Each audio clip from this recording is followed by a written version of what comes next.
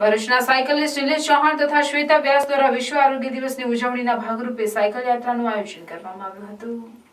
વિશ્વ આરોગ્ય સંસ્થા દ્વારા દર વર્ષે 7 એપ્રિલના રોજ વિશ્વ સ્વાસ્થ્ય દિવસ તરીકે ઉજવવામાં આવે છે। તો આ વિશ્વ આરોગ્ય દિવસની ઉજવણીના ભાગરૂપે સાયકલિસ્ટ નિલેશ ચૌહાણ તથા શ્વેતા વ્યાસ દ્વારા ભરૂચ અંકલેશ્વરથી હાંસોડ સુધીની સાયકલિંગ યાત્રાનું આયોજન કરી લોકોને સ્વાસ્થ્ય પ્રત્યે જાગૃત કરવાનો પ્રયાસ કરાયો હતો।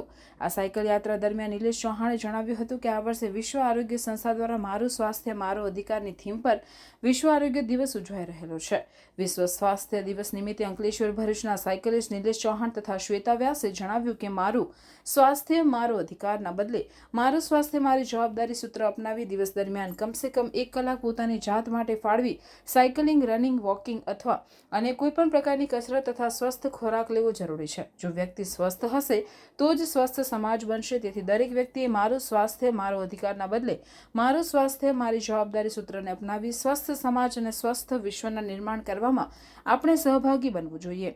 ભરૂચમાં સ્વાસ્થ્ય પ્રત્યે જાગૃતિ લાવવા સતત પ્રયત્નશીલ રહેતા સાયકલિસ્ટ નિલેશ ચૌહાણે તેમનું અસહ્ય કમર દર્દ રહેતું હતું, જે 3 વર્ષ દરમિયાન સાયકલિંગ, રનિંગ જેવી શારીરિક કસરત દ્વારા અસહ્ય કમર દર્દમાં પણ સંપૂર્ણ સ્વસ્થતા મેળવી શકેલ છે।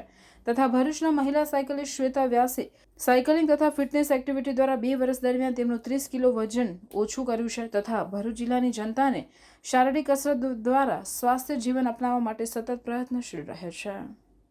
આ સાયકલ યાત્રાનો મુખ્ય હેતુ એ છે કે આજે વર્લ્ડ હેલ્થ ડે નિમિત્તે world health organisation committee world health day ઉજવી રહી છે અને જેનો મેઇન હેતુ મારી હેલ્થ મારો અધિકાર એ છે।